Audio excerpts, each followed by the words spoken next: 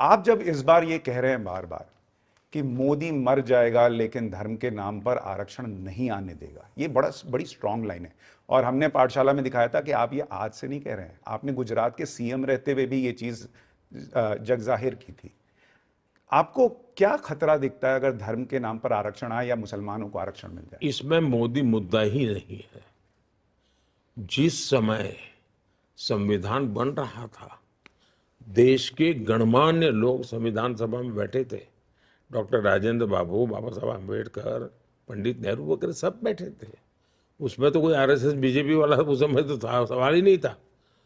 ऐसे और सभी संप्रदाय के लोग बैठे थे और सबने मिल बैठ करके लंबी चर्चा के बाद तय किया कि भारत जैसे देश में धर्म के आधार पर आरक्षण भारत को नुकसान करेगा। ये लंबी सोच के लिए ठीक नहीं है।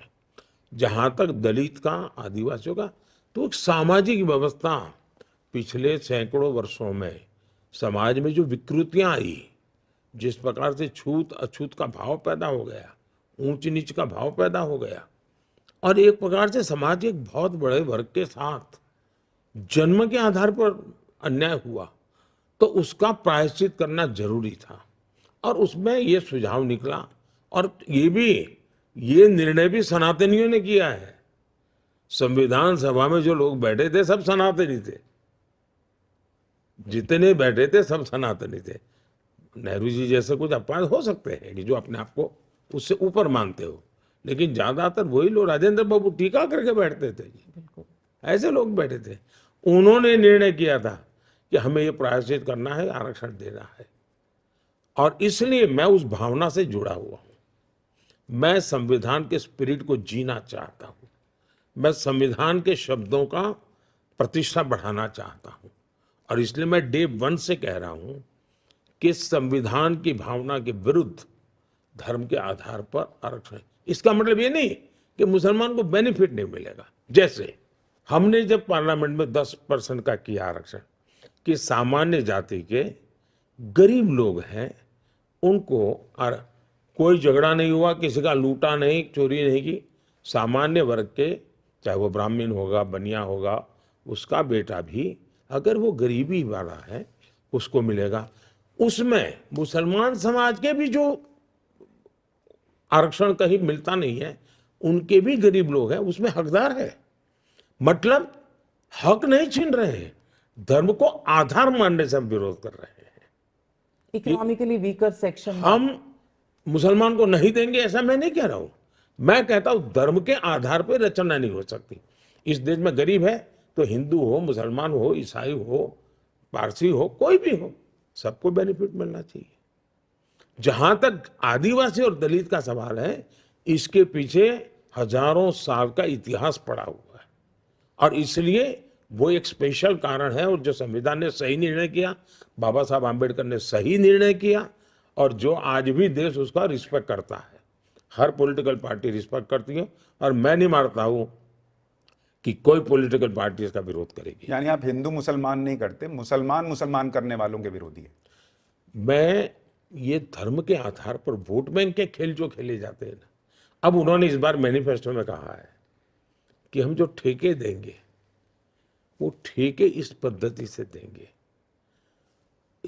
ये देश कैसे चल सकता है जी? ठेका दिया जाता है कि उनकी क्षमता है कि नहीं, रिसोर्सेज है कि नहीं, एक्सपीरियंस है कि नहीं, ट्रैक रिकॉर्ड है कि नहीं, सरकार के कामों को करने का उनका ये सारे चीजें देख करके ठेका दिया जाता है। अब आप कहते उसमें भी आरक्षण होगा और वो माइनॉरिटी के लिए आरक्षण होगा। तो इसके बदले में जब लोग कहते हैं कि आप मुसलमान विरोधी हैं, वो कहते हैं कि मुसलमानों को इस देश में डराया जाता है, मोदी इनके खिलाफ हैं, हिंदू मुसलमान करते हैं जब चुनाव होता है। जब अटल जी की सरकार थी तब भी हमारे मैनिफेस्टो में रहता था राम मंदिर, तब भी रहता था 370, तब भी रहता था यूसीसी। मोदी की सरकार है, अब जो काम हो गया वो नहीं रहता है, जो बाकी होगा वो रहता है। जहां तक हमारा सवाल है, ये सिद्ध करें कि भाई ये हमारा, जैसे मैं कहता हूं भाई सैचुरेशन मुझे करना है, सरकारी योजनाओं का सैचुरेशन। मतलब गांव में 50 लोग हैं जिनको घर मिलना चाहिए, मतलब 50 को मिलना चाहिए, 49 को नहीं। मतलब उसमें सब समाज आ जाएंगे, सब धर्म आ जाएंगे। आप जब 100% की बात करते हैं तो सामाजिक न्याय की ये गारंटी है, सेकुलरिज्म की गारंटी है। मोदी हर काम उस प्रकार से करता है कि भाई सबको सब मिले, इसके लिए करो। अभी भी मैं पब्लिकली कहता हूं कि हमने 4 करोड़ घर बनाए। अब कुछ परिवार हैं, विस्तार हुआ उनका, तो उनको एक घर की जरूरत है। तो राज्यों से मुझे कहा जाता है साहब अगर कुछ और मकान हो जाए, तो मैंने कहा चलो भाई 3 करोड़ और हम प्लान करते हैं, शायद 3 करोड़ की जरूरत नहीं पड़ेगी।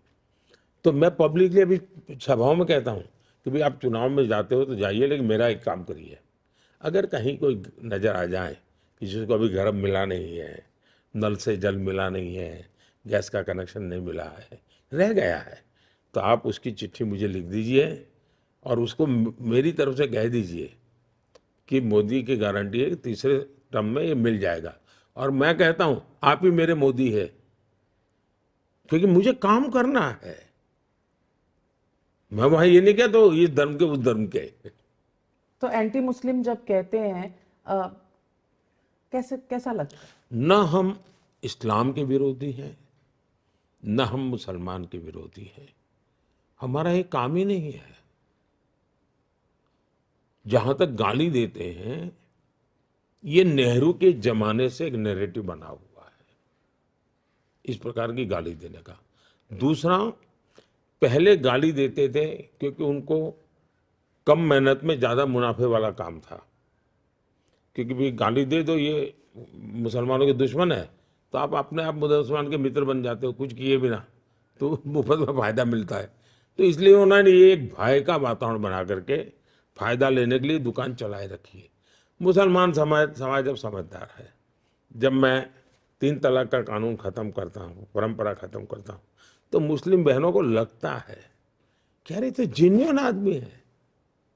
मैं जब आयुष्मान कार्ड देता हूँ तो उसको लगता है यार ये तो जेन्युइन व्यक्ति है। मैं कोविड का वैक्सीन देता हूँ तो उसको लगता है यार ये तो जेन्युइन आदमी, हमारे साथ तो कोई भेद ही नहीं कर रहा है।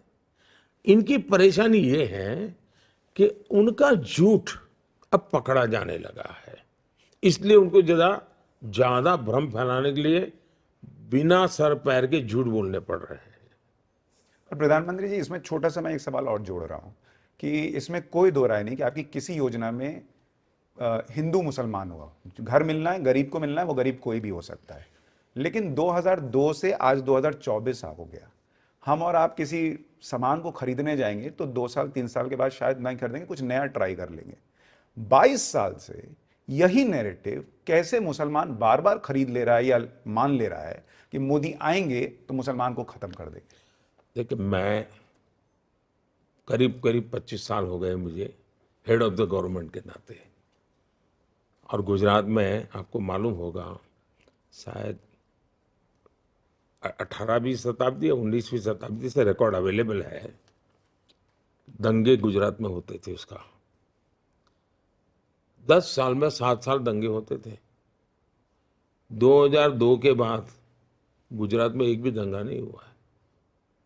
गुजरात में मुसलमान जो हैं आज बीजेपी वोट देना दे रहे।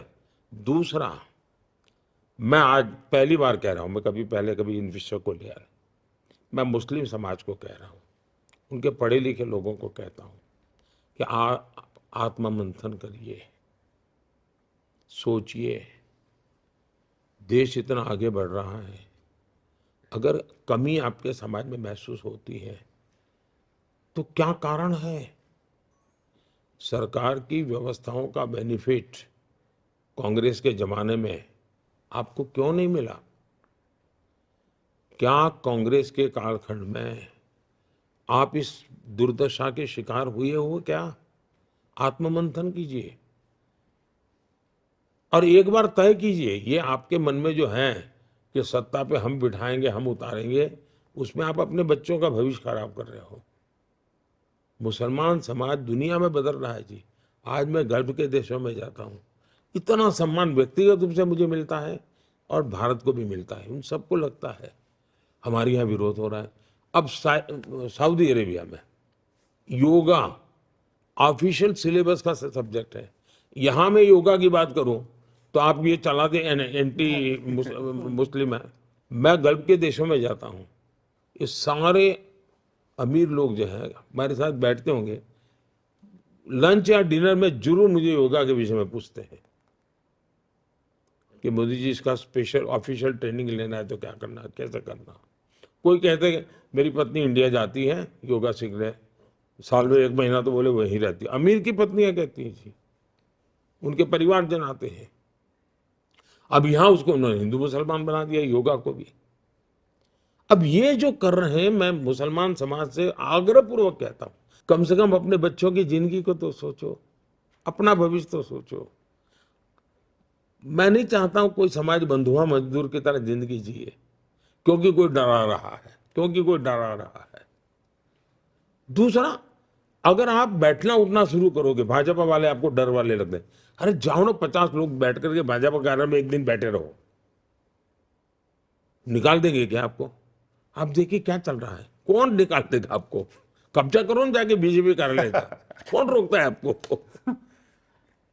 नहीं, और प्रधानमंत्री जी, जब हम फेक नैरेटिव की बात करते हैं जिसमें कई बार मुसलमान भी फंसता है, कई बार ऐसा लगता है कि उनको ये क्यों नहीं दिखता कि कश्मीर में पहले मुसलमान का बच्चा पत्थर चलाता था, आज वो रोजगार ले रहा है। लेकिन मैं फेक नैरेटिव की बात करूं सर, आपके ऊपर कई चीज़ें लगातार झूठ बोली जाती हैं। मतलब एक कई बार तो मैं अभी नाविका जी से हम लोग बात कर रहे थे कि आप शायद वो व्यक्ति हैं पॉलिटिक्स में जिसकी छवि बाहर सबसे गलत पेश हुई हुई है। आपसे मिलने वाला, आपको जानने वाला अलग ही जानता है और बाहर तो अलग ही दुनिया है। ये फेक नैरेटिव इतना फैलाया अपने दोस्तों का, कितना लाख, 16 लाख करोड़, 12 लाख करोड़ माफ कर दिया राइट ऑफ को,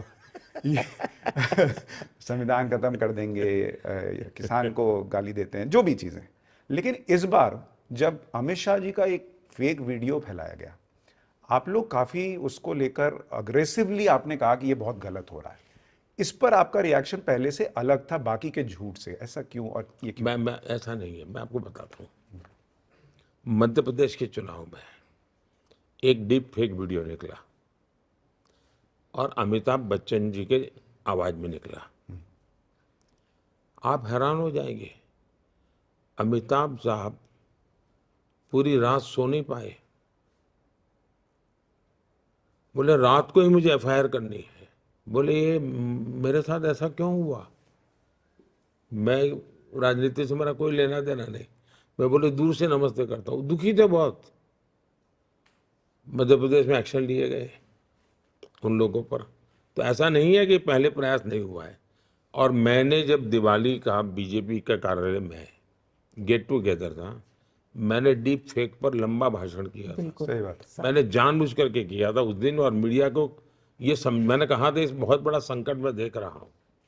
मैंने मेरी G20 समिट में सबने चिंता व्यक्त की थी, हमारा वीडियो कॉन्फ्रेंस पे समिट था, उसमें मैंने कहा ये सब कह रहे हैं सॉल्यूशन पर, मैंने उनको एक सॉल्यूशन दिया। मैंने कहा हर एक के ऊपर एक मैसेज पहले आना चाहिए कि ये AI जनरेटेड कंटेंट है, आप उसको उस रूप से देखिए। ये उस पर स्टैट्यूटरी वार्निंग आना ही चाहिए, कोने में नहीं, मेन आना चाहिए। जैसे आप लोग नहीं कभी चलाते फर्स्ट है किसी न्यूज के तो आपकी बीच में चलती पड़ती है, वाटरमार्क। हाँ वाटर मार्क चलता है ना, वैसा वाटर मार्क रहना चाहिए। इस दुनिया सब परेशान है जी, सब कोई परेशान है। आप कुछ भी बना सकते हैं किसी के लिए। लेकिन क्या ये इत्तेफाक है कि जो लोग पकड़े जा रहे हैं वो कहीं ना कहीं कांग्रेस के लेना देना है उनका? नहीं, सवाल ये है कि ये जो एक आत्मविश्वास खो चुके हैं, ये चुनाव का नहीं, जनता के साथ उनका कोई कनेक्ट ही नहीं, इसलिए हर चीज में उनको झूठ बोलना पड़ रहा है। आपने जैसे कहा CAA में झूठ बोले, जैसा वो किसान आंदोलन में झूठ बोले, जैसे वो हमारे कोई भी निर्णय हो, हर प्रकार से झूठ फैलाना। क्यों? क्योंकि उनको लगता है कि ये तो होता ही चला जा रहा है, तो रोक तो सकते नहीं है। खुद कुछ कर नहीं सकते, तो फिर आप कंफ्यूजन पैदा करो, झूठ फैला करके ही कंफ्यूजन पैदा कर सकते हो। तो ये उन्होंने एक खेल शुरू किया है। अग्निवीर पे झूठ बोला। सब मैंने कहा ना, कोई विषय ऐसा नहीं है जो देश हित का हो, वो उसकी चर्चा कभी की नहीं है उन्होंने, स्टडी किया नहीं है कि जिन्हें पकड़ा दिया उनको लगता है इससे लोग भड़केंगे, वोट मिलेगा, और उनका इरादा है भड़काना। और अब वो पूरी तरह फर्जी बातों पर ही निर्भर है, फर्जी नारों पर निर्णय है, वो ये हाल है उनका। अब ये जो फर्जी खेल चल रहा है, फर्जी वीडियो के सहारे चुनाव जीतने की कोशिश इस देश में कभी नहीं चल सकती जी। और मैं मानता हूं जमीन की स्थिति बिल्कुल अलग है जी। अब ये कभी ईवीएम को लेकर के क्या फर्जी चलाते हैं, कोई मुझे बताए जी। लोग मुझे कहते हैं कि मोदी जी इतनी मेहनत क्यों करते हो, कभी तो सोचो अगर ईवीएम मेरे हाथ में होता तो मुझे ये मेहनत करने की क्या जरूरत है, मैं टोकन ईवीएम करके चला आता। मैं दिन रात मर रहा हूं, टूट रहा हूं, क्यों? देश की जनता के पास क्यों जा रहा हूं कहीं? लेकिन अब फेक चलाते जा रहे हैं, चलाए जा रहे हैं। ऊपर से कहते हैं कि आप तानाशाह हैं, आप पुतिन बाबा हैं, आप तानाशाह हैं, तमाम तरह की चीजें कही जाती हैं। और ये इकोसिस्टम सिर्फ भारत में नहीं है, यहाँ से लेकर विदेशों तक एक इकोसिस्टम चलता है जो कहता है आप हिटलर हैं, आप तानाशाह हैं, आप आएंगे तो ये बदल जाएगा, चुनाव नहीं होंगे। इन सब चीजों को आप कैसे देखते हैं कि एजेंसियां भी आपने कंट्रोल कर ली हैं, तमाम चीफ मिनिस्टर आपने जेल में डाल दिए हैं। हाँ, कि केजरीवाल जी को जेल में डाल दिया, हेमंत सोरेन को जेल में डाल दिया। देखिए मैं बताता हूँ, अच्छा होगा, विषय आपने अच्छा निकाला है, मेरे पास जवाब भी है, लेकिन मैं आप लोगों से आग्रह करूंगा, क्योंकि टाइम्स नाउ की अपनी एक प्रतिष्ठा है, क्या साइंटिफिक तरीके से इस सब्जेक्ट का एनालिसिस हो सकता है क्या? अब जैसे आप सुशांत, आप पाठशाला चलाते हैं, पाठशाला में आप बैठ करके भाई ये तानाशाही, अब तानाशाही में ये 100 पॉइंट होते हैं, चलो, और फिर सामने कांग्रेस लिखो, बीजेपी लिखो, कौन सा हमारे बैठता है, उनकी दादी ने क्या किया, टिक मार करो, मोदी की पार्टी के में पहले जो नेता थे किसने क्या किया, टिक मार करो, उनके परनाना ने क्या किया, टिक मार करो। आप न्यूज रूम में आकर के सरकार बैठ जाती थी, क्या कभी चर्चा करोगे, टिक मार करो। नेहरू जी का पहला संशोधन क्या था संविधान का, टिक मार करो। इमरजेंसी के वक्त अधिक पत्रकार जेलों में कविताएं लिखते थे, टिक मार करो। आपका कोई गाना पसंद नहीं आया, अब मजरू सुल्तानपुरी जी को जेल में डाल दिया, किशोर कुमार सारे गाने बंद कर दिए, विपक्ष के नेता जेल में पड़े थे, कितने लोग पड़े थे, कितने समय पड़े थे, क्या कारण थे पड़े थे, सरकारें कितनी गिराएगी, हिसाब लगाओ, हमारे काम में हिसाब लगाओ। नौसेना के जहाज लेकर के पिकनिक मनाते थे, बताइए कौन सी डेमोक्रेसी थी, आप समझाइए। मन माने तरीके से लोगों का घर गिराना, नसबंदियां करवाई, किस प्रकार से करवाई थी आपने? गायत्री देवी के साथ क्या जुल्म किया था आपने? आर्टिकल 356 का 100 बार दुरुपयोग किया गया। ये सारी बातें, यानी इस पूरे चेकलिस्ट को आप एक बार आप अपने तरीके से निकालिए 100 पॉइंट और टिक मार कीजिए जी। मैं तो चाहता हूँ एक हफ्ते पर आपकी पाठशाला चलेगी। और मैं मानता हूं कि 100 में से एक बिंदु पर आप में कहीं पर भी एक छोटा सा जम्स भी, ये जो आरोप लगते हैं वो वाला जम्स नहीं निकलेगा जी। हम ये जो शहर हैं ना, इसी का कारण है कि हम पूरी तरह डेमोक्रेट है, हमारे रगों में डेमोक्रेसी है। वरना जो गालियां पड़ रही है, जिस प्रकार का जुल्म हम पर हो रहा है, चुपचाप सहते जा रहे हैं, मजबूरी नहीं है जी। दुनिया की सबसे बड़े लोकतंत्र का पूर्ण बहुमत के साथ 10 साल से शासन, बेदाग सरकार, 13-14 साल का राज्य का मुखिया के रूप में शासन, 23 साल का लंबा जीवन, एक दाग नहीं लगा है। उसके बावजूद भी ये जितनी गाली गलौज को एक आदमी सह रहा है, एक शब्द बोले भी ना सह रहा है, इससे बड़ी डेमोक्रेसी का पूरा प्रूफ क्या हो सकता है जी? ये सवाल हम पूछते हैं न्यूज आर्क की डिबेट शो में भी, ये सवाल पब्लिक का शो पर भी, कि आप लोग रोज आते हैं टेलीविजन पर, जो बोलना है, गाली देना है, सब बोल कर जाते हैं, लेकिन फिर भी हमें कहते हैं मोदी वक्त मैं तो बॉयकॉटेड हूँ, आप भी शायद हम लोग बॉयकॉटेड थे उस 14 वाली लिस्ट में। 14 वाली लिस्ट में हम बॉयकॉटेड जर्नलिस्ट हैं। हमारे चैनल देखिए 14 की लिस्ट का मतलब है 2014 से जुड़ा है 14।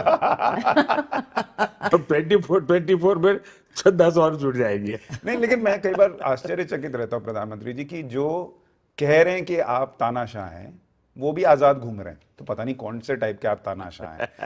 जो कह रहे हैं कि मर जा मोदी, वो भी बाहर घूम रहे हैं, तो पता नहीं कौन सी तानाशाही है। आप कुछ भी निकाल दीजिए जी, मेरी माँ को गाली देना नहीं छोड़ा है, मेरे परिवार को गाली देना नहीं छोड़ा है, ऐसे अभद्र भाषा का उपयोग किया है, लेकिन उन्होंने ऐसा डिक्टेटर का चित्र बना दिया कि उसके अंदर सारी गालियां चल जाती है जी। और कुछ भी करो तो डिक्टेटर हो। मोदी जी, कभी माँ के बारे में कोई कुछ कहता है तो, मोदी एक प्रधानमंत्री तो हैं, लेकिन एक इंसान भी हैं, एक बेटे भी हैं। सवाल मेरी माँ का नहीं है जी। मेरी माँ तो चलिए मुझे जन्म दिया निमित्त है, वैसे तो मैं मेरी साथ माँ के साथ मैंने कोई न्याय नहीं किया है, क्योंकि माँ के जो सपने रहते हैं बच्चे के पास, वैसा कोई सपना माँ का मैंने पूरा नहीं किया। मैं बहुत छोटी आयु में भाग गया था, चला गया बाहर, तो उस प्रकार से मैं तो गुनहगार को एक प्रकार से। वो तो नहीं मानती होंगी ऐसे। नहीं। यश, मैं माफ़ी के साथ ये सवाल पूछ रहा हूँ क्योंकि आपका कभी निजी भाव बहुत बाहर नहीं आता, लेकिन क्या ये चीज़ आपके बैक ऑफ द माइंड चल रही है सर, जो आप लोगों से शायद नहीं बोलते होंगे, कि 2002 के बाद ये पहला चुनाव है, सब कुछ होगा लेकिन आपकी माँ नहीं होगी, आप हर चुनाव के बाद उनका पैर छूने जाते थे। ऐसा है कि मैं तो कभी उसमें राजनीति में था नहीं। अचानक मुझे संगठन का काम करता अटल जी का फोन आया कि रात को आओ, काम है। तो मैं अटल जी के पास आया, तो कहा भाई तुम्हें गुजरात जाना है। मैं क्यों? मैंने कहा मैं अभी यहाँ इतने सारा देश भर का काम देखता हूँ, अब फिर मुझे गुजरात क्यों कैसे आप डाल रहे हो? मेरा पार्टी का काम कर ही रहा हूँ मैं, और उसमें गुजरात का भी कभी कभी जाके देख लेता हूँ। नहीं, अब बहुत हो गया संगठन, अब तुमको सरकार संभालनी पड़ेगी। मैं कहा अटल मैंने तो कभी सरकार चलाई नहीं, मैं जानता नहीं किसी को, मैं कभी पुलिस थाना नहीं देखा, मैं क्या करूँगा? तो मैंने मना किया उनको। तो दूसरे दिन सुबह अटल जी का आडवाणी जी का फोन आया, कह रहे भाई तुम कल अटल जी को मना करके आ गए हो? मैं कहा हाँ, मुझे तो मालूम नहीं था मुझे क्यों बुलाया। और मुझे कहा नहीं बोला आओ जरा बात करेंगे। तो मैं आडवाणी जी के घर गया। ये बोले सब लोगों ने कई दिनों से चर्चा चल रही थी और ये सबका मत बना है, केशु भाई का मत बना है कि भाई नरेंद्र भाई को भेजिए, इसलिए आपको जाना है। तो फिर मैंने अटल जी को फ़ोन किया, मैं कहा अटल जी मैं आता हूँ। मैं कहा अटल सॉरी, मैंने कल मेरा तरीका ठीक नहीं होगा, जो पार्टी करेगी मैं कहेगी मैं करूँगा।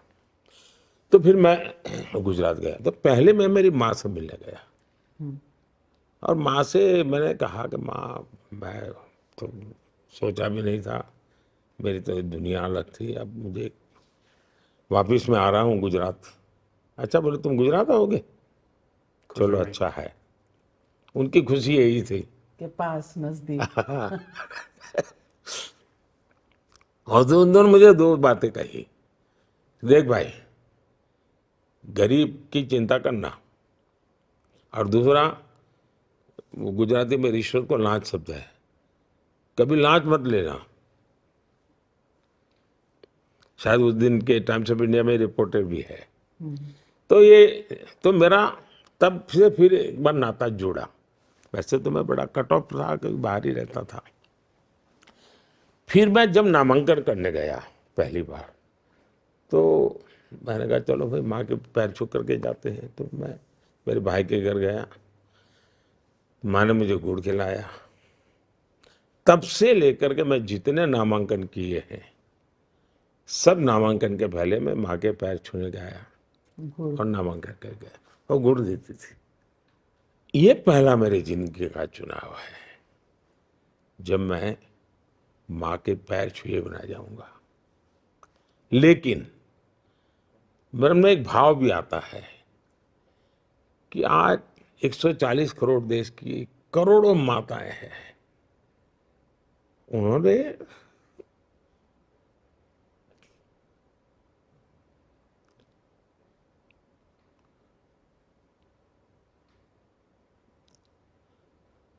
जिस प्रकार से मुझे प्यार दिया है, आशीर्वाद दी है,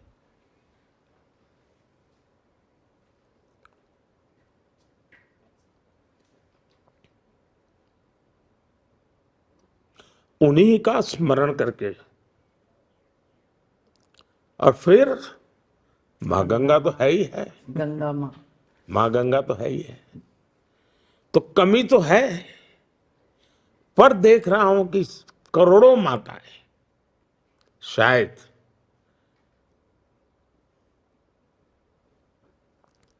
भावात्मक रूप से मुझे हमेशा शक्ति देती रहेगी और देती रही है। शायद आज जो लोग ये इंटरव्यू देखेंगे, उन्होंने इतना भावुक होते हुए शायद आपको कभी नहीं देखा होगा। आपके सामने माँ का जो भाव मैं देख रही हूँ, मैं भी एक माँ हूँ, मैं समझ रही हूँ कि ये भाव क्या होता है। शायद लोग ये भाव पहली बार देखेंगे, क्योंकि आप थोड़े नहीं, मजाक टफ उड़ाते हैं पॉलिटिशियन आप। लगते। हमारा मेरा ही वीकनेस का, वो वीकनेस का जो भी है, मैं गरीब की बात हो, दुखियारों की बात हो, तो मैं इमोशनल हो जाता हूँ। अब ये मेरी वीकनेस भी है। एक सार्वजनिक जीवन में ऐसा नहीं होना चाहिए, लेकिन अब मैं आर्टिफिशियल जिंदगी जी नहीं सकता हूँ। प्रधानमंत्री जी, आप माओं की बात कर रहे थे कि करोड़ों माएँ आपके साथ हैं। एक पिता का मैं आपको अनुभव बताता हूँ। मेरे सामने किसी व्यक्ति को मैंने ये कहते हुए सुना, अपने बच्चे जिनके बाहर काम कर रहे थे, कि वापस आओ, तुम्हारा वोट यहाँ है, और अगर अपना पितृ ऋण चुकाना चाहते हो तो नरेंद्र मोदी को वोट देके जाओ। ऐसे है जी, मैं बताता हूँ। मैं माँ शब्द बोलता हूँ, मतलब मेरे मन में एक समग्र संसार है, उसमें बच्चे भी हैं जी, छोटी छोटी बेटियां हैं, पर माँ स्वरूप मैं बोल रहा हूँ ये। तो मैं माँ कहते कोई एक बायोलॉजिकल चर्चा मेरी नहीं है, मेरा एक पूरा बड़ा भाव है लोगों की तरह। प्रधानमंत्री जी, लेकिन मैं दिमाग में एक सवाल आता है कि आप हर बार जब चुनावी रैली में जाते हैं, आप कहते हैं कि भारत मेरे तीसरे टर्म में 3 नंबर की इकोनॉमी बनेगा। आप देश को आगे ले जाने की बात कर रहे हैं, आप एक ग्रोथ ट्रैजेक्टरी पे डालने की बात कर रहे हैं। आपको नहीं लगता कि एक इकोसिस्टम होगा जो ये भारत की बढ़ोतरी को रोकने की कोशिश करेगा, सिर्फ देश में नहीं बाहर भी? और इनमें कुछ लिंक नजर आता है कुछ? मुझे लगता है कि ये विरोध और ये जो तीव्रता है, इसकी उम्र 4 जून तक है। 4 जून के बाद न उनकी हैसियत होगी, न उनका हौसला होगा। सिर्फ और सिर्फ मेरे देश की ताकत होगी, मेरे देश का सामर्थ्य होगा, मेरे देश के लोकतंत्र का सामर्थ्य होगा, मेरे देश के 140 करोड़ नागरिकों का सामर्थ्य होगा, और दुनिया भारत के लोकतांत्रिक सामर्थ्य को नए सिरे से देखना शुरू करेगी। और ये जो भी है, मैं देख रहा हूँ पूरी दुनिया भारत के चुनाव को इन्फ्लुएंस करने के लिए कोशिश कर रही है, जो कि उनको नहीं करना चाहिए। ये वो अपना ओपिनियन नहीं दे रहे हैं, अपना कमेंट नहीं कर रहे हैं, वो इन्फ्लुएंस कर रहे हैं, लेकिन भारत में इन्फ्लुएंस नहीं कर पाएंगे। भारत के लोगों के बहुत सी अंदरूनी जो शक्ति होती है वो बड़ी जबरदस्त होती है। वो आपातकाल के चुनाव के बाद देश ने देख लिया है कि भारत का गरीब के मगर आदमी में भी लोकतंत्र, स्वतंत्रता, ये आदर्श क्या होते हैं उसने दिखाया है, और इसलिए इसमें तो वो कुछ कर नहीं पाएंगे। मुझे पक्का विश्वास है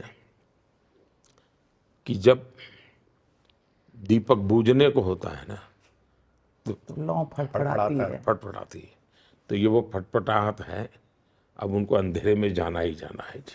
प्रधानमंत्री जी, एक काम जो आपने किया है, जो हम लोग भी बाहर जाते हैं, विदेश दौरा आपका कवर करते हैं, हम लोग अभी यूएस गए थे, तो मन बड़ा गर्व से भर गया कि बाइडेन साहब के व्हाइट हाउस में मोदी मोदी के नारे लग रहे थे। हम लोग आपस में चर्चा कर रहे थे कि वो भी अंदर सोच रहे होंगे ये किस मेहमान को बुलाया है कि हमारे घर में मोदी मोदी के नारे लग रहे हैं। तो ये एक सेंस ऑफ प्राइड जो आपने भारतीयों के अंदर भरा, और एक सेंस ऑफ प्राइड आपने हिंदुओं के अंदर भी भरा है, जिनको लगता था कि हिंदुत्व की बात करना कम्युनल होना है, मंदिर जाना कूल नहीं है। ये सेंस ऑफ प्राइड जो आपने भारतीयों में और हिंदुओं में भरा है, क्या ये आपकी सोच थी कि मुझे ऐसा करना है? मेरा जीवन ही इसके लिए है, सवाल सोच का नहीं है। मैं चाहता हूं कि जो भी भारत को प्यार करता है, उसकी चमड़ी का रंग कोई भी हो, जो भी भारत को प्यार करता है वो भारत पर गर्व करे, और आन बान शान के साथ गर्व करे, और समझ करके करे। आंख बंद करके करे मेरी अपेक्षा नहीं है। और मैं हिंदुओं तक सीमित रह करके इतने बड़े महान देश को अन्याय करना नहीं चाहता हूं। वो तो पाप होगा। अगर मैं सिर्फ हिंदुओं में ये भाव भरूं तो मैं पाप कर रहा हूं। मुझे तो भारत को प्यार करने वाला दुनिया के किसी भी भूभाग में पैदा क्यों ना हुआ हो, वो मेरे भारत को प्यार करता है और मेरे भारत के लिए गौरव गान करे, वो तो मैं बड़ी दुनिया में, आपने देखा होगा महात्मा गांधी के 150 साल हुए, 50 साल भी हुए थे, 100 साल भी हुए थे, इस दुनिया को पता तक नहीं चला। मैंने महात्मा गांधी जी का सबसे प्रिय भजन, वैष्णव भजन, मैंने तय किया कि दुनिया के 150 देशों में वहाँ के टॉप मोस्ट कलाकारों से ये होना चाहिए, और किया। दुनिया के 150 देशों के टॉप मोस्ट कलाकारों ने एक गुजराती भजन, महात्मा गांधी का प्रिय भजन, सारी दुनिया ने गाया। मैं मेरे देश के गौरव के लिए दुनिया को जोड़ना चाहता हूँ। मेरे लिए उसमें कहाँ किसके गोद में पैदा हुआ वो मुद्दा ही नहीं है, किस भूमि में पैदा हुआ वो मुद्दा नहीं। पूरी दुनिया मेरे भारत का गौरव गान करे, ये मकसद लेकर के मैं तो निकला हूँ। मेरा तो कमिटमेंट है ये, और जीता भी तो इसी के लिए हूँ। योग दिवस भी, अंतर्राष्ट्रीय योगा दिवस, अंतर्राष्ट्रीय सोलर अलायंस, हर क्षेत्र में मैं एनवायरनमेंट को लेकर के मैंने कहा one earth, one family, one future. फिर मैंने कहा वन सन, वन वर्ल्ड, वन ग्रिड, बिजली के लिए मैंने कहा।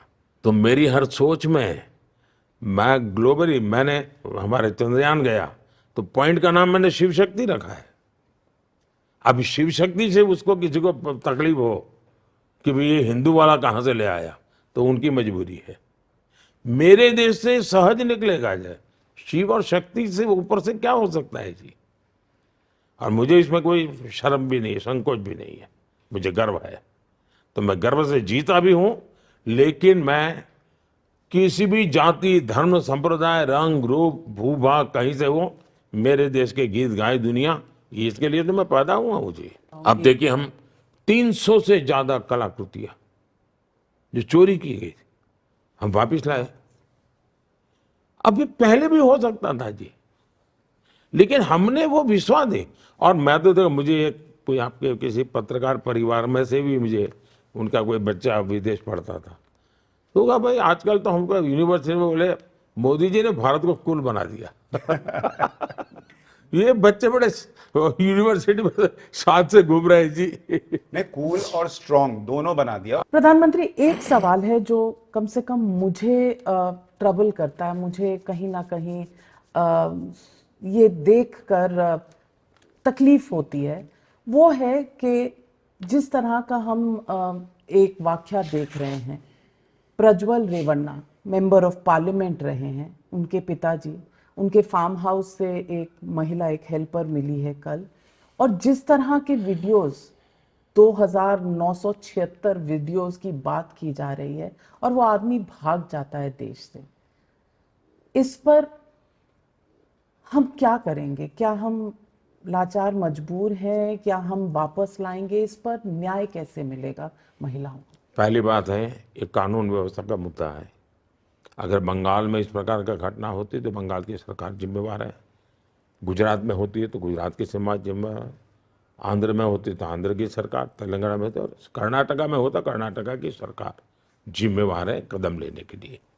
दूसरा, as far as Modi is concern, as far as BJP is concern, as far as our constitution is concern, मेरा साफ मत है कि ऐसे अत्याचारियों को जरा भी बख्शा नहीं जाना चाहिए। कठोर से कठोर सजा होनी चाहिए और जो भी कानूनी रास्ते हो उनका भरपूर इस्तेमाल करना चाहिए। लेकिन ये 2900 या 3000 और 5000 जो भी हो, एक दिन की तो होगी नहीं। इसका मतलब तबका है जब वो इनके सरकार के भागीदार थे, देवगौड़ा जी की पार्टी और कांग्रेस पार्टनर में थे, तबका है। इसका मतलब उन्होंने सरकार में रहते हुए ये सारा इकट्ठा करके रखा और चुनाव में भी एक निश्चित समाज के लोगों का मतदान पूरा हो गया, वो ब्लॉक वोकलिका का, उसके बाद उसको बाहर लाना और उसको विदेश बाहर भेजने के बाद बाहर लाना, ये बहुत ही शंकास्पद है खेल। कि भाई आप अपने राज्य से जाने दे रहे हो, अगर आपके पास जानकारी है तो अपने वॉच रखते, एयरपोर्ट पर रखते, आपने कुछ किया नहीं, भारत सरकार को कभी इन्फॉर्म नहीं किया आपने। इसका मतलब ये उनका राजनीतिक खेल है और उनको मालूम है कि ये उनके कार्यकाल के सरकार में जब उनकी भागीदारी थी तब का ये उन्होंने जमा करके रखा हुआ है। मेरा मुद्दा वो नहीं है, मेरा मुद्दा है किसी भी गुनहगार को बख्शा नहीं जाना चाहिए। हमारे देश में एक खेल बंद होने चाहिए। वापस लाएंगे? वापस लाना भी चाहिए और उसको कड़ी से कड़ी कार्रवाई होनी चाहिए। कोई इफ्स एंड बट्स नहीं होना चाहिए। प्रधानमंत्री जी, एक बड़ा मुद्दा जो इस चुनाव में है, बेरोजगारी और महंगाई की बात विपक्ष करता है कि महंगाई बहुत बढ़ी हुई है और बेरोजगारी पर आपका जो रुख है कि भाई 5 साल पहले आपने कहा था कि उस पर रोजगार के डेटा पर जो है उसकी विश्वसनीयता पर आपने प्रश्न उठाए थे। क्या बेरोजगारी और महंगाई आपकी सरकार के लिए चुनौती है और जो सवाल उठ रहे हैं उस पर आपका रिएक्शन? पहली बात है कि आज अवसर ही अवसर है। हमने चुनौतियों को चुनौती दे करके अवसर में परिवर्तित किया है, लेकिन आवश्यकता ये है कि चीज़ों को हकीकतों के आधार पर देखा जाना चाहिए। एक्यूरेट सोर्स से जो डेटा मिलता है उसको आधार पर, अब जैसे पीएलएफएस का डेटा, उसको तो विश्वास नहीं मानोगे आप, पीएलएफएस के डेटा को तो विश्वास नहीं होगा। बेरोजगारी दर पिछले 6 साल में सबसे निचले स्तर पर है। उसी प्रकार से ग्रामीण बेरोजगारी, यानी हर जगह पे आया कि भाई ग्रामीण इकोनॉमी बढ़ी है, ग्रामीण क्षेत्र में बेरोजगारी घटी है, ग्रामीण क्षेत्र में एक्टिविटी बढ़ी है, इकोनॉमी का सेंटर बनते जा रहे ग्रामीण। 2017 से लेकर के 2023 के बीच लेबर फोर्स पार्टिसिपेशन रेट पिछले दिनों से सबसे ज्यादा बढ़ा है। 2017 49.8% लेबर फोर्स पार्टिसिपेशन रेट 2023 में लगभग 58% हुआ है। अब इसको क्या कहेंगे? बेरोजगारी दर 6% थे, अब करीब करीब 3% हो गया है। इसको क्या कहेंगे? नारी शक्ति की भागीदारी लगातार बढ़ती जा रही है। 10 साल में 10 करोड़ महिलाएं विमेन सेल्फ हेल्प ग्रुप में एक्टिव हुई है। वो इकोनॉमिकल एक्टिविटी का काम करती है और 1 करोड़ लखपति दीदी, और अभी मेरा लक्ष्य है 3 करोड़ लखपति दीदी का। ईपीएफओ में 6 करोड़ लोगों से ज्यादा रजिस्ट्री होती है। वो तो ऐसे नामकरण नहीं है, वो तो कैश मिलता है तब बनता है जी। सरकारी नौकरी, प्राइवेट जॉब दोनों बढ़ाई गई है। मुद्रा योजना, लाखों लोगों को हमने बिना गारंटी लोन दिए और एक एक व्यक्ति ने एक एक 2-2 लोगों को रोजगार दिया। नए सेक्टर्स के लिए हमने स्पेस खोल दिया। हमने स्टार्टअप देखिए, पहले के ज़माने में 200-300 स्टार्टअप थे, आज करीब 1.25 लाख स्टार्टअप्स हैं और टियर 2, टियर 3 सिटी के अंदर वो नेतृत्व कर रहे हैं। ड्रोन्स का क्षेत्र इतना बड़ा बढ़ा है जी, आज ड्रोन जीवन में इतना उपयोगी हो रहा है, इतना बड़ा, मैन्युफैक्चरिंग से लेकर के सर्विस सेक्टर तक। आज कोई भी टीवी कैमरा वाला, शादी वाला कैमरा वाला भी ड्रोन वाले अलग ऑपरेटर रखता है। ड्रोन दीदी का मेरा कार्यक्रम पूरे देश में बहुत बड़ा कमाल कर रहा है जी। मैपिंग की बात हो, कृषि की बात हो, रक्षा क्षेत्र हो, इवन ट्रांसपोर्टेशन का क्षेत्र हो, मेडिसिन में कितना बड़ा कमाल हुआ है। 5G का विस्तार, ये टावर वावर तो लगे होंगे तो रोजगार को ये मिला हुआ। AI, इंटरनेट ऑफ थिंग्स, कितना बड़ा अवसर मिल रहा है। यानी एक क्षेत्र को हम आगे बढ़ा रहे हैं और इसलिए मैं मानता हूं कि अब हम 6G पे काम कर रहे हैं।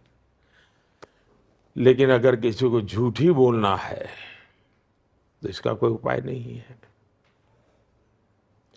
जितने अवसर हमने पैदा की है वो पहले कभी नहीं हुए, और जितने अवसर की संभावना हम देख रहे हैं वो भी पहले कभी नहीं सोचा गया था। मोदी जी, वो कुछ पाकिस्तान से वीडियोस भी आते हैं, वो कह रहे हैं कि मोदी वहां भी प्रधानमंत्री बन जाए, बिजली तो आएगी कम से कम। लेकिन कुछ लोग हैं जिनकी तारीफ वहां के मंत्री कर रहे हैं। आप देखिए महंगाई, अब इंदिरा जी के समय देश में कितनी महंगाई थी, ये भी पाठशाला में करने जैसा कार्यक्रम है जी। और मोदी के राज में कितनी महंगाई है, 2014 के पहले कितनी महंगाई थी, 2014, और आज तो युद्ध का समय है। और आप हैरान हो जाएंगे जी, मुझे दुख होता है कहने से, लाल किले पर से पंडित नेहरू का भाषण है, आपको वो ऑडियो और वीडियो दोनों मिलेगा। नहीं, हमने चलाया था। उस भाषण में वो कहते हैं कि महंगाई इसलिए बढ़ी है ताकि नॉर्थ कोरिया में लड़ाई चल रही है। नॉर्थ कोरिया में लड़ाई, तब तो इतना ग्लोबलाइजेशन नहीं था और नेहरू जी को महंगाई मारती थी। अभी तो यूक्रेन वगैरह में तो लड़ाई को दुनिया पर सीधा प्रभाव है, क्योंकि वहां कुछ चीजें हो है, यानी फूड, फर्टिलाइजर एंड फ्यूल, तीनों पर इस लड़ाई का प्रभाव है जी, और तीनों महंगाई के मूलभूत चीजें हैं। 3 प्रधानमंत्री ब्रिटेन में बदल गए महंगाई कंट्रोल नहीं कर पाने की वजह से। हाँ। वहां लोग एक टाइम का खाना छोड़ रहे हैं महंगाई की वजह से। नहीं, मैं तो चाहता हूं आपके न्यूज अवर में एक पूरा समय एक इसी पर निकालिए जी, और जानकार लोगों को बुलाइए, तू मैं वालों को नहीं। मैं पक्का बताता हूं जी, देश को पता चलेगा कितना झूठ चलाते हैं जी। और आप एक न्यूज अवर आपका इसको समर्पित कीजिए आप। बिल्कुल इस मुद्दे पर गहराई तक जाएंगे, लेकिन प्रधानमंत्री जी, एक सवाल जो हमेशा पूछना चाह रही थी मैं, आपने कहा जून 4 के बाद सब कुछ थम जाएगा, ये जो इकोसिस्टम का जो चल रहा है, और सुनने में ये भी आ रहा है कि पहले 100 दिन का कार्यक्रम भी बन चुका है। तो कुछ बताइए। और आप बार बार अपनी रैलीज में कह देते हैं कुछ बड़े फैसले आने वाले हैं, तो जनता एकदम दिल थाम के बैठी है कि क्या फैसले आने वाले हैं। छोटा सा ट्रेलर अगर हो। मैं आपको बताता हूँ। एक तो ये मेरा यानी स्वभाव से मैं बहुत एडवांस प्लानिंग का मेरा नेचर है। मैं बहुत, यानी इसे गॉड गिफ्टेड मेरा सॉफ्टवेयर ही ऐसा शायद बना हुआ है, तो मैं बहुत एडवांस में सोचता हूँ। तो मैं, और गुजरात में मुझे एक्सपीरियंस भी था, मैं सरकार के बाद मुझे क्या करना है, मैंने यहाँ 14 में भी सोच के आया था, 19 में भी मैं सोच करके बैठा था। देखिए, हमने जो काम किए हैं, आप मेरा पहले का देखेंगे तो आपको पता चलेगा। 3 तलाक पर जो हमने जो कानून बना था पहले ही कर दिया। आर्टिकल 370 हटाने का काम हमने कर दिया, शुरू में ही कर दिया। यानी बड़ी समस्याओं से निपटना, उसको पूरा करना, ये मेरे नेचर में है। और मुझे तीसरा टर्म के लिए मैं बड़े निर्णय चाहता हूँ, महत्वपूर्ण निर्णय करना चाहता हूँ। कोई तोड़फोड़ करने के निर्णय मेरे नहीं होता ही जी। 100 दिन का मेरा प्लान बिल्कुल रेडी है और मैं 4 तारीख के बाद एक दिन भी समय खराब करना नहीं चाहता हूँ। मुझे इतनी अनुकूलता है कि मैं मेरे देश को एक रत्ती पर नुकसान होने देना नहीं चाहता हूँ। मैंने विलम्ब के कारण जो नुकसान हो वो भी नहीं होने देना चाहता हूँ मैं। और जहाँ तक मैंने ट्रेलर तो पिछले 10 साल से आप देख रहे हैं तो सर उस लिस्ट में क्या पूरे देश में यूसीसी लागू करना भी है? पहली बात है कि यूसीसी का जो विषय है वो कोई मोदी का कार्यक्रम नहीं वो कोई बीजेपी का। भारत के संविधान निर्माताओं ने संविधान में कहा है जी, ये लोग इतने सालों से कर नहीं रहे थे क्योंकि वोट बैंक की राजनीति उन पर सवार थी। यूसीसी हमारे संकल्प पत्र का हिस्सा है। दूसरा, इस देश की सुप्रीम कोर्ट ने कम से कम 2 डजन बार कहा है कि भारत में यूसीसी करो। और ये देश में देखना चाहिए, गोवा में ऑलरेडी यूसीसी है। मेरा देश चल रहा है, गोवा में सबसे ज्यादा माइनॉरिटी है, फिर भी यूसीसी बहुत बढ़िया तरीके से चल रहा है। उत्तराखंड ने बहुत अच्छे दिशा में कदम उठाए हैं।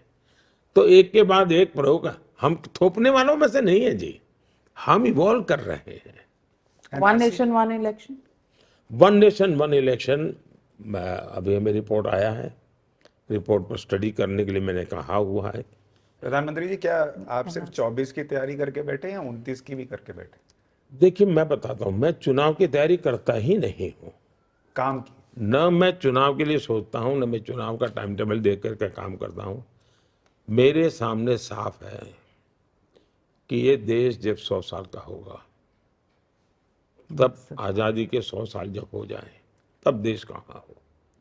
और ये रातों रात नहीं होता है। जैसे मैंने इस बार बजट में एक वाक्य बोला है, अब जो ट्रेलर और आगे क्या पूछ रही हो ना, इसमें से मिलेगा आपको। मैंने बजट में एक वाक्य बोला है कि हम डेमोग्राफी को लेकर के एक कमीशन बिठाएंगे। अब ये क्या है? देखिए, दुनिया के बहुत से देश परेशान हैं, वहाँ पर एजिंग के कारण बहुत बड़ा पॉपुलेशन, अब एक डेमोग्राफी का एक रूप है। मैं नहीं चाहता कि 2047 में मेरे देश में जो बुजुर्ग लोग हैं उनके लिए कोई प्लानिंग ना हो। आज हम युवा हैं, लेकिन कभी तो बूढ़े होंगे। तो इस सरकार का काम है कि अभी से सोचे। मैं वो सोचता हूँ कि आज आप जो नौजवान है वो 2047 में जब बूढ़े होंगे तब आप असहायता न अनुभव, इसके लिए प्लानिंग अभी से होना चाहिए। मैं इस लेवल के काम कर रहा हूँ जी। मैंने ऑलरेडी बजट में एक वाक्य बोला, लेकिन देश में मीडिया पकड़ नहीं पाए उस बात को, लेकिन मैं इस सोच से काम कर रहा हूँ जी। नहीं, मैंने ये प्रश्न इसलिए पूछा क्योंकि कई लोग ये सोच के बैठे हैं कि इस बार तो गया हुआ है मामला, 29 में मोदी जी हटेंगे फिर हम आएंगे। 29 में उनका चांस है? ऐसा है, मैं राजनीति में कौन आए कौन जाए, कोई देश ऐसा नहीं होना चाहिए जो किसी व्यक्ति के आधार पर चलता हो जी। मैं मोदी के आधार पर देश चले, ये मोदी कभी नहीं चाहेगा। ऐसा मेरा देश, ये मेरा देश तो बहुरत्ना वसुंधरा है जी। यहाँ तो अनेक रत्न पैदा होते रहे हैं, आगे भी होते रहने वाले हैं, और देश आगे चलने ही वाला है। लेकिन इस प्रकार से माला जपने से कोई अपना भविष्य नहीं बना सकता। हर एक को अपना भविष्य बनाने के लिए मेहनत करनी चाहिए, जनता का विश्वास जीतना चाहिए, जनता के सुख दुख के साथी बनना चाहिए, और वैकेशन थोड़े कम करने चाहिए। बहुत सही कहा आपने। आपके कोई पॉलिटिकल पर्सनल बकेट लिस्ट होती है सबकी? कुछ जो हो गया, जो सबसे आपके दिल के करीब था, कोई एक चीज ऐसे बताइए कि वो हो गया तो वो मेरी अचीवमेंट मुझे महसूस होती है। ऐसा और होता बच है, क्या गया? मेरा काम का जो स्टाइल है ना, वो एक बड़ा ही इंटीग्रेटेड होता है, कॉम्प्रिहेंसिव होता है। टुकड़ों में नहीं होता है जी। लेकिन मैं जब उसको बाहर लाता हूं तो वो प्रोग्रेसिव अनफोल्डमेंट होता है। जैसे मैं कहूँगा चलो भाई सबके बैंक अकाउंट खोलो। मुझे याद है मैं 2014 में नया नया आया और जनधन अकाउंट का मैंने शुरू किया, तो हमारे अरुण जेटली बड़े परेशान हो गए, क्योंकि मैं हर तीसरे दिन मॉनिटरिंग करने लगा कि भाई कितनी बैंकों ने किया, बैंक वाले झुग्गी झोपड़ी में जाते हैं कि नहीं जाते, बैंक वाले रेडी पटरी वालों के पास जाते हैं। अरुण जी ने कहा भाई ये तो आपने क्या ऑर्डर कर दिया है वो हो जाए। मैंने कहा नहीं जी, मुझे ये 100 दिन में काम पूरा करना है। लेकिन तब दुनिया को लग रहा था ये तो जनधन अकाउंट खोल रहा है। अच्छा, बैंक वाले मेरे से झगड़ा कर रहे थे, साहब स्टेशनरी का पैसा तो मिले। मैंने कहा कुछ नहीं मिलेगा, जीरो अमाउंट से अकाउंट खुलेगा। तब आश्चर्य होता था लोगों को, लेकिन वही जनधन अकाउंट कोरोना के समय कितनी बड़ी ताकत बन गया। वही जनधन अकाउंट फिर मैंने उसको आधार से जोड़ा, फिर मैं उसको मोबाइल से जोड़ा, फिर मैंने उसको डायरेक्ट बेनिफिट ट्रांसफर से जोड़ा। 36 लाख करोड़ रुपया डायरेक्ट बेनिफिट ट्रांसफर हो रहा है। फिर मनरेगा से जोड़ा। यानी मैं जब बैंक के खाता, दुनिया को तो लगा दुनिया का सबसे बड़ा फाइनेंशियल इंक्लूजन, उनकी गाड़ी वहीं अटक जाती है, मोदी की तो वहीं से शुरू होती है।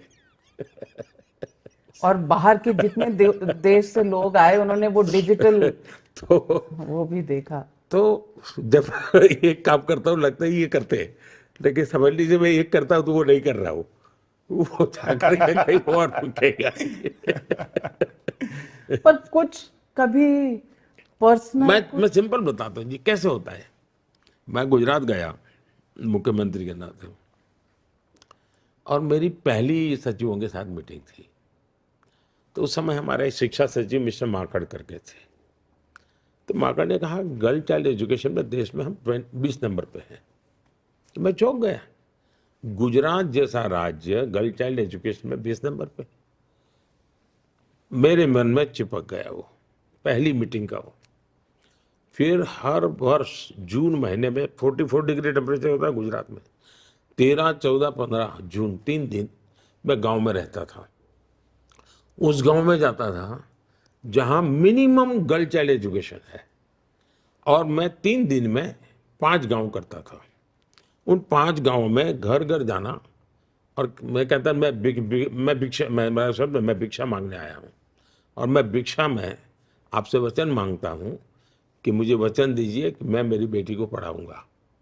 तो मैं भिक्षुक के रूप में काम करता था, और मुख्यमंत्री के नाते 3 दिन भिक्षा मांगनी है ना मांगनी, ये मेरा नियम था। और बच्चियों को मैं स्कूल ले जाता था। लोगों को लगा चलो मोदी जी बच्चों, लेकिन मैंने उस काम के लिए 1.5 लाख नए टीचर भर्ती किए। उस काम के लिए मैंने 2.5 लाख नए स्कूल के कमरे बनाए। इस काम के लिए मैंने हर स्कूल को इलेक्ट्रिफिकेशन किया। उस काम के लिए मैंने हर स्कूल के अंदर कंप्यूटर की व्यवस्था करना शुरू किया। फिर मैंने गुणोत्सव शुरू किया। उसमें मैं फिर 3 दिन दिवाली के बाद देता था, जिसमें क्वालिटी ऑफ एजुकेशन में, यानी पहले तो लगा कि यार मोदी गर्मी में ले जा रहा है घुमा रहा है लेकिन बात यहाँ तक पहुंचा दी। तो मेरा काम करने का तरीका ये है कि मैं चीज को कहीं शुरू करता हूं तो मतलब वो समझ लीजिए कि मैंने बहुत लंबा सोच करके आया हूं। जब मैंने योगा की बात कही तब लोगों को लगा जैसे हर दिन मनाने की बात आती है वैसे ही आएगा। मेरे लिए वैसा नहीं था जी। दुनिया में एक विमेन डे के सिवाय कोई भी ऐसा डे नहीं है जैसे योगा डे है। विमेन डे पकड़ गया है क्योंकि वो विमेन ने उसको ओनरशिप लिया है। यूएन का ओनरशिप प्लेटफॉर्म है। योगा दुनिया ने खुद ने ओनरशिप ले ली है। तो अब योगा के साथ मैं आयुर्वेद ले आया, आयुर्वेद के साथ भारत की परंपरा ले आया, उसके साथ मैंने कोविड में ऑल्टरनेट मेडिसिन ले आया, मैंने ब्रिक्स में ऑल्टरनेट मेडिसिन का सब्जेक्ट रखा, मैंने G20 में ट्रेडिशनल मेडिसिन का सब्जेक्ट रखा। यानी आप देखिए चीज मैं छोड़ता नहीं हूँ। आपके जो विरोधी वो इसीलिए घबराते भी कि अभी ये दिख रहा है इन्होंने आगे क्या सोच रखा होगा। और विरोधी ये भी सोचते हैं कि इतना कॉन्फिडेंस कि 4 जून को यही रिजल्ट आएगा, जरूर ईवीएम में कोई चिप डाला, मोदी चिप। ऐसा है, आप कुछ भी कहिए वो उसका अर्थ यही निकालते हैं, उनको इतने डरे हुए हैं ना जी। कुछ लोग होते हैं ना जो दीवार पर उनको थोड़ा सा वो दिखता है, किसी को उसमें भी भूत दिखता है।